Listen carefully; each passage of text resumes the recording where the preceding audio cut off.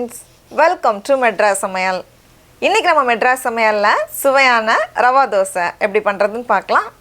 இத வந்து மத்த தோசை மாதிரி ரொம்ப நேரம் ஊற வைக்கவோ, அரைக்கவோ, புளிக்க வைக்கவோ தேவையில்ல. சட்டுன்னு முடிவு பண்ணிட்டு உடனே பண்ணிடலாம்.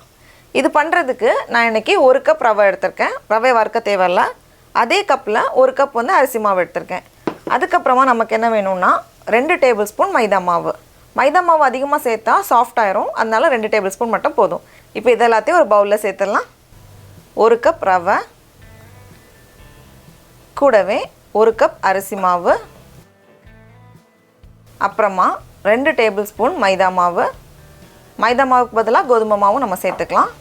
2 டேபிள்ஸ்பூன் தயிர், கூடவே குட்டி குட்டியாக நறுக்குன 1 டேபிள்ஸ்பூன் இஞ்சி, 2 பச்சை மிளகாய், 1/2 டீஸ்பூன் சீரகம், 1 டீஸ்பூன் மிளகு. மிளகு உங்களுக்கு பிடிக்காதுன்னா கம்மி பண்ணிக்கலாம். கொஞ்சம் கருவேப்பிலை இலையை சின்ன சின்னதாக வெட்டி வச்சுருக்கேன் அது. கடைசியாக தேவையான அளவு உப்பு சேர்த்துருங்க. எல்லாத்தையும் சேர்த்துட்டு ஒரு வாட்டி கலந்ததுக்கப்புறமா தண்ணி சேர்க்கலாம். ரவை தோசைக்கு தண்ணி அதிகமாக தேவைப்படும். இப்போ குறைவாக சேர்த்தாலும் பரவாயில்ல. நம்ம தோசை பண்ணும்போது எக்ஸ்ட்ரா சேர்த்துக்கலாம்.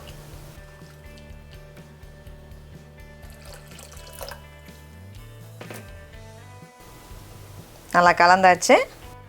அவ்வளோதான், நம்மளோட ரவை தோசைக்கு மாவு தயாராகியாச்சு. பாருங்கள், இது எவ்வளோ சுலபமாக பண்ணிடலான்னு. இது வந்து ஒரு 15 நிமிஷம் அப்படி இருந்து ஊறட்டும். அதுக்கப்புறமா நம்ம ரவை தோசை செய்யலாம். இருக்கட்டும். 15 நிமிஷம் நல்லா ஊறியாச்சு.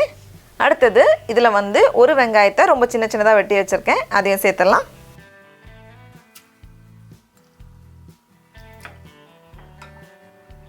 கூடவே தேவைப்பட்டால் எக்ஸ்ட்ரா தண்ணி சேர்த்துக்கோங்க.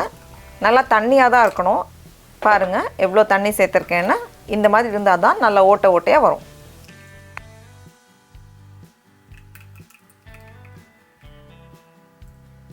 இப்போ நம்ம ரவை தோசை பண்ண ஆரம்பிச்சிடலாம்.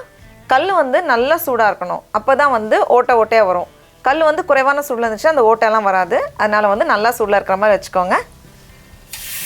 கல் நல்லா சூடானதும் இதிலேருந்து ஒரு கரண்டி எடுத்து அப்படியே நம்ம ஊற்றினோன்னா பாருங்கள் எவ்வளோ அழகாக ஓட்டையாக வருதுன்னு. மேலே வேணும்னா கொஞ்சமாக மல்லி இலை சேர்த்துக்கோங்க.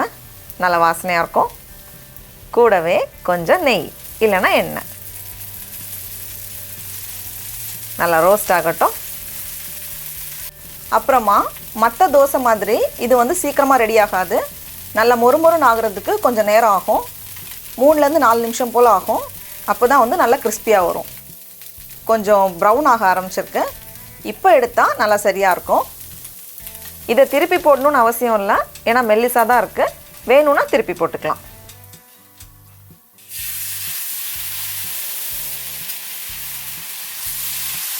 அப்புறமா நம்ம தோசை சுட்டுட்டு இருக்கும்போது மீதி இருக்கிற மாவு வந்து சில நேரம் வந்து கெட்டியாகிரும். அதனால் கலந்ததுக்கப்புறமா தேவைப்பட்டால் தண்ணி சேர்த்துட்டு மறுபடியும் தோசை ஊற்றிக்கோங்க.